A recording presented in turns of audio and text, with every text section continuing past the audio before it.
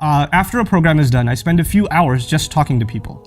People just come up to me and they ask me all kinds of questions or share concerns. And overwhelmingly, the women that came and spoke with me about how their husbands they're good husbands, but they allow her in-laws to be abusive.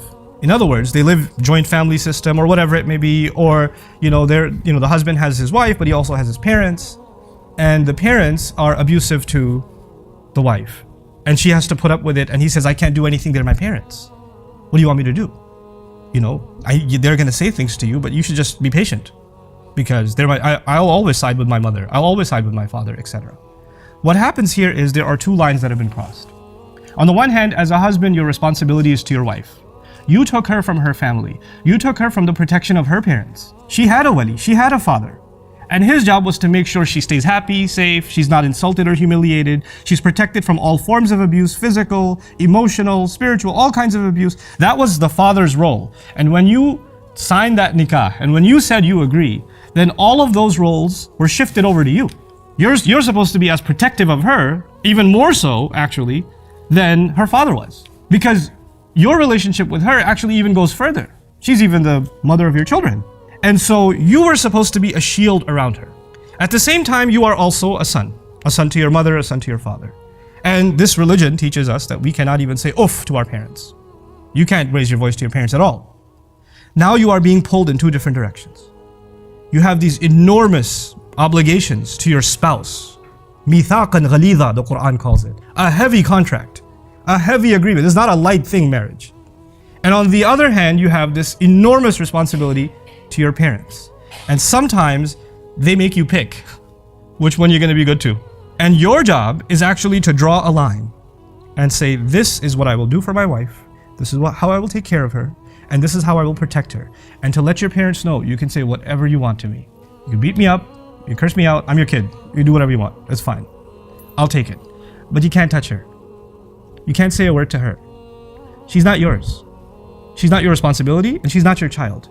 Especially the culture I come from, you know what they say when the girl's getting married? They say, oh, she's like our daughter. Oh, it's like we have a new daughter in the family. Beware when you hear those words. Girls, be thoroughly warned. Because when they say she's like our daughter, trouble is looming. Just a couple of weeks later, there's going to be commentary about how you didn't cook, or you cooked, with too much salt, or you're lazy, or you didn't clean, or some stuff is going to begin. No. The relationship between this woman and her husband's family, first and foremost, is a relationship of mutual respect. She has to be treated with respect, and she has to treat with respect.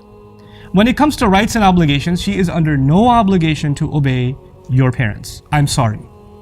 I'm sorry in that I feel sorry for you that you believed that for so long. But your wife has no obligation to obey your parents.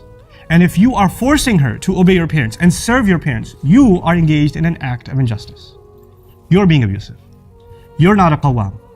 You're not the qawwam Allah made you. You were supposed to be taking care of her. You didn't bring a servant into the family. And you're not supposed to be giving her lectures about you have to be patient, they're elder, they can say whatever they want. No. When even our family does something wrong, Allah commands us to stand up for justice. You have to stand up for justice even if it means you have to stand up against yourself. Meaning if you've done something wrong, you have to own up to it. And if your parents have done something wrong, you actually lovingly, respectfully, head down, humble voice, you still have to let them know you can't do that, mom. I'm sorry, you can't do that. Dad, that's not right. I'm not going to allow it. You're my dad, but those rights I will not allow you to trample. Because Allah will not be asking you, Allah will be asking me whether I was qawwam over my wife or not. If you cannot be that shield, then you are in violation of what Allah expects from you as a husband. Men are supposed to be not only there for their women in terms of caretaking and protection, they're supposed to give their women a sense of purpose and direction. They're actually supposed to, in a sense, even be mentors to their wives. Mentors to them, advisors to them. This is what you should do. Hey, let me help you fulfill this goal or that goal. How many times there are, especially in abusive family situations, there are women that used to have goals. I want to start an orphanage. I want to do this. I want to write a book. I want to do that. And they don't get to do any of it. Who is supposed to encourage them and open up that door for them and say, yeah, you should do it. I know you make a mean paratha, but you can also write a book. You should work on that. Who was supposed to encourage them and do that? That was supposed to be the husband. He was supposed to open that door. So I pray that Allah Azza wa Jal gives us and our children the ability to be raised mentally as qawwam, and the abuse that is happening inside of our families, that we're the reason that it comes to an end. I'm not giving this khutbah that you go home and you start fights. That's not why I gave this khutbah. Ladies, I did not give this khutbah so you go say, hey, watch this video. Don't do that. That is not why I gave this khutbah. It's for men to do an introspection of themselves. That is part of the selfishness that we have now, adopted. Everybody hears a khutbah or a lecture or a talk and they think, well, this will be really good for my rights. Everybody should be thinking this will be good for my responsibilities. Don't become selfish in this religion. This religion is about you serving Allah first and foremost. So we just take stock of ourselves. And when you do go back and try to implement some of these things, even implement them with mercy. Even if your parents are doing wrong and you're correcting them, you're not a police officer and you're not a judge. You're a son still. Even if you're going to correct them, you're going to correct them with love and mercy and care. You're going to be tactful and careful about it. And so may Allah Azza wa Jal give us that delicacy so that we can really truly fulfill the words of the Prophet sallallahu alaihi wasallam, "Khayrukum khayrukum li ahlihi wa ana khayru minkum li ahli." The best of you are the best to their families. And he didn't say the best of you are the best to good families. Even if you have a messed up family, you still have to do your best.